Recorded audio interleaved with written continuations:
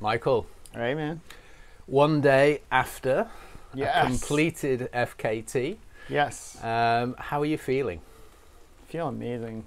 Yesterday, I think the world swallowed me up, and I was pretty much exhausted. I think we were talking about it was, if you had to keep doing it, you can keep doing it, but as soon as you get back to some sense of normalcy, the magnitude of your exertion kind of catches up with you, and your body is like trying to figure out what the heck's going on. It's used to doing something repeatedly, like day after day after day, and it's prepared for that. And then when you say, whoa, it's like, okay, now it's time to treat me right. And so usually I do some kind of run or something. I just didn't do anything except stuff my face with food and sleep.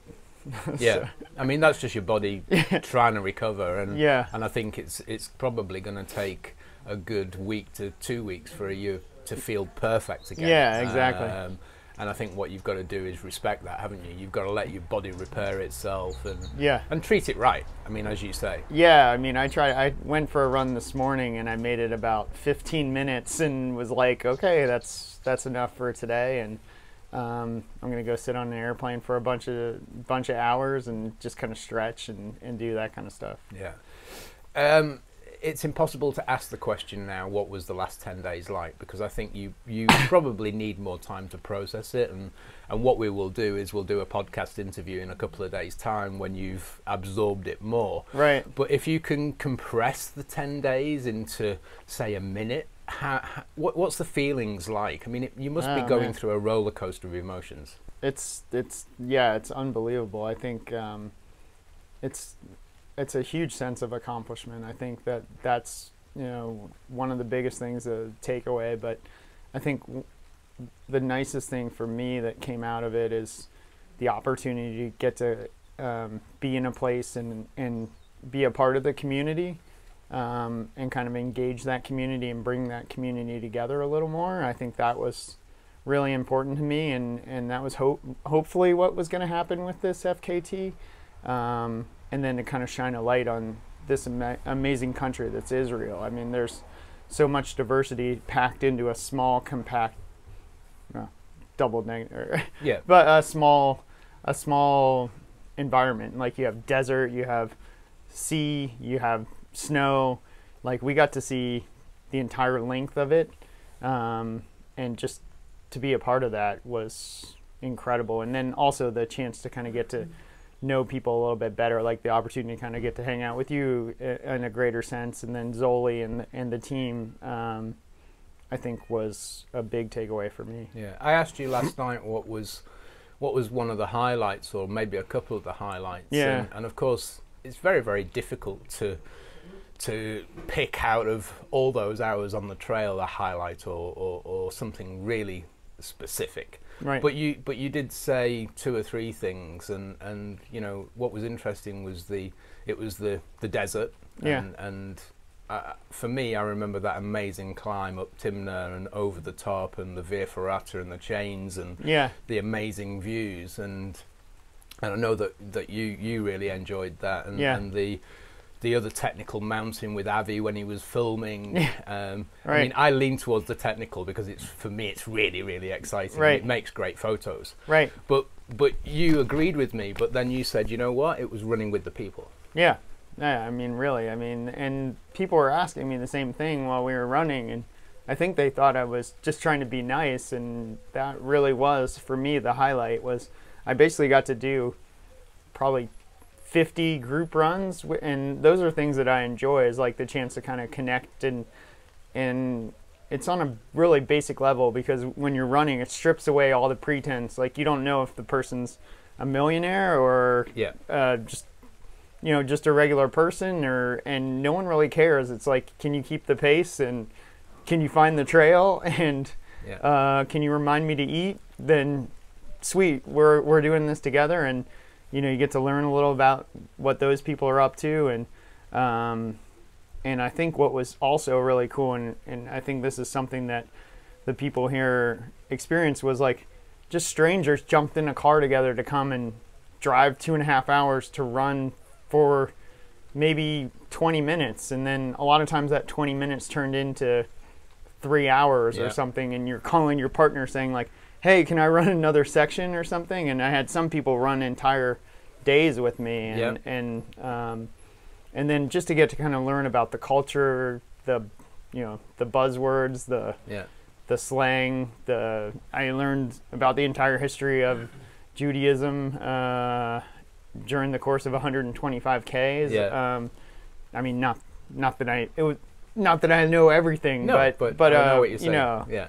A chance to be a part of the culture. One of the things that impressed me is that I've known you for a long time, and we've laughed and we've interviewed about how crazy you are, about how many races you do and how much running you do. And just before this, you set a world record for 10 marathons in 10 days, averaging 2:55. 2:55, okay, which is super fast, right? And the thing is that you come to something like this where you've got to run for 10 days at 14 hours a day, 16 hours a day, right? And my natural assumption is, and I think everybody's natural assumption is, the dude's going to be going pretty slow towards the end. But you were dropping people. Yeah. You'd be 80 miles in, and you could still knock off 4-minute Ks. Yeah. And people who turned up to pace you were like going, how is this dude running this fast so far into something like this? Yeah. And I know that it's not intentional, but it's just, was it just like the focus to maybe get a day over with, or to get something done, or what's going through your mind to be able to find that pace so far into something like this? Yeah, I mean, some of it is like, wanting to get it over. The faster you run, the faster you get done, and the more time you have to recover. The other thing is just to see if you can do it, because you've been trudging along for so long. If there's a chance where there's some rolling hills or some slight downhill, and I can take advantage of that leg speed, and then I just want to see if my body can handle it. And it's amazing. You wouldn't think you would be able to. So it makes me excited. If maybe there's an opportunity to go for some of those really ridiculous records, that are out there, because I know that I have that in me, and it's there. So if you can tap into that, you can do some great stuff. Yeah. And then also, I think it was cool to just kind of get to play with the pacers too. Eventually they, it became like a thing. 2 or 3 days after I started doing that, people I think came out just to see if they could hold the pace too. And that was really fun. And you can kind of feed off that energy. It's almost like a track workout with a bunch of guys, and somebody takes the lead, and then it's your turn, and then you got to push. And almost like cycling, where the peloton are moving through and off to keep the pace at a certain. Somebody takes a pull, and then the next guy steps up, and then. And it was great to be a part of that and to see that happen. It was cool. It was especially you got it as we were running up that one climb. Yeah, and I mean, that was a steep technical climb, and the pace is going higher and higher, and I'm trying to run past everybody with a camera, and it was like by the time I got to the car park, I was wasted. Yeah. Yeah. Well, what was funny is you would see me come in, and then a couple minutes later, the people that fell off the pace. Are coming in, and they're just trashed, and then the next group's up, and then we keep going, and if someone wants to stay, they do, and if those people can recover by the time I get out, then they're back in, and everyone's that was, I think, the best part, is because if you're trying to push like that by yourself, it's just not happening. No. I mean, one thing that's interesting about an FKT is it's all well and good doing the preparation and looking at the maps and laying out, I'm going to stop here, I'm going to stop there, I'm going to stop there. But there's nothing that can be hard and fast in an FKT, because you don't know what's going to happen. You don't know what's going to happen to your body.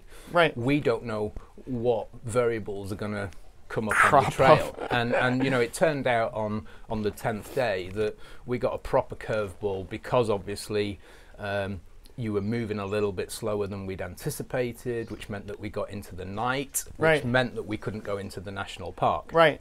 And I felt like trash. And you felt like trash. The entire day. Yeah. And initially, I was thinking this is a real negative, because this is not what we've planned for. It was meant to be 2 or 3 30-minute sleeps.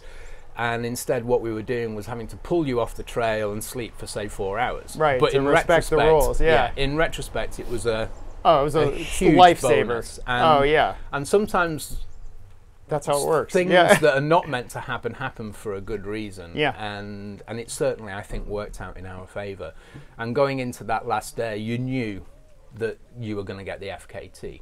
Right. How do you process the emotions in that last day when you get up at 5 a.m. and then you go into the trail and you know today it's going to end?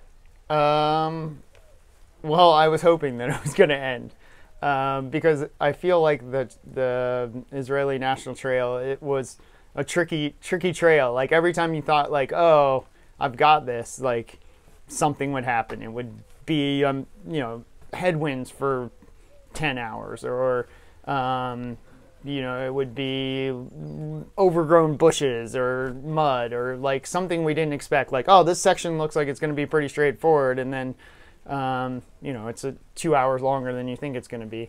So I was hopeful that it was going to end, and I was pretty confident in my ability, and then like having everybody come out and support it, I knew that it was going to be really well attended, so I knew I would have people to feed off of and we would be able to work together.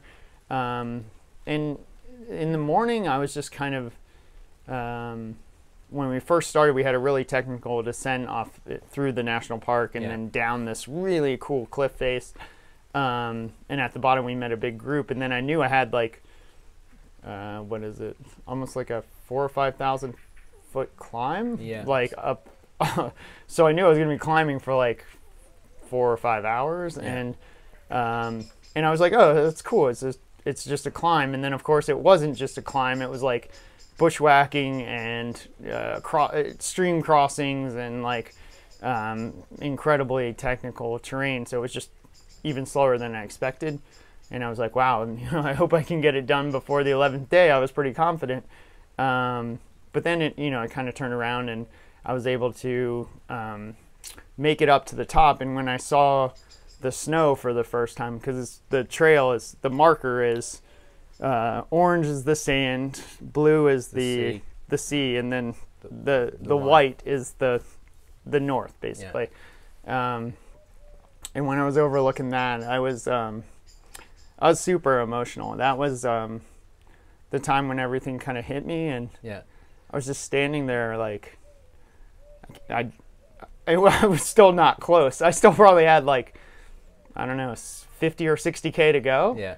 But I was like, I made it. And you knew you were going to get it done at that point. And it's interesting because you're getting emotional now. And actually I was anticipating you, me, Zoli, all getting really emotional at the end. No, we weren't. And actually, it wasn't. I don't know. I don't know why that was, because I was prepared to sort of like shed a tear. And I thought you would sort of like break down in tears. And that's actually what I expected. And it didn't happen. And I don't know why it didn't happen. I think for me, I wrote in my article that I was just relieved that you were going to get it done, because for me, I wanted you to get the record. I also wanted you to be out of pain, because I knew that you were in pain, even though you never admitted it. But I knew you were in pain.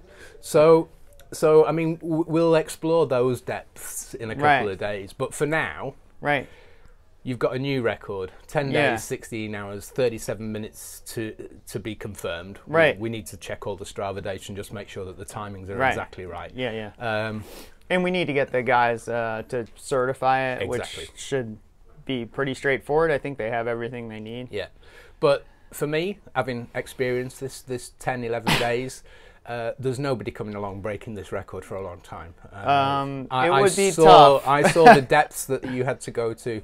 I know from a crewing perspective what is required, because you can't just come along and do this without the incredible support of a team. And when I say a team, I don't only mean just Zoli, myself, and Erez and those other people, but I mean, like the Israeli run community made a significant difference to this attempt, because the marking is so challenging, sparse in places that you need those eyes. And there was like, at some points there was like 12 of us all wandering around trying to figure out what exactly they're trying to get us to do, and then you're making like, I mean, there's a lot of time that going backwards to kind of get to the point where he had to go forwards again. And so, like, I mean, there's room in there for improvement for sure, but someone's gonna have to nail it. Yeah, have to nail it, and then have to, you know, be able to see if they can engage the community in such a manner,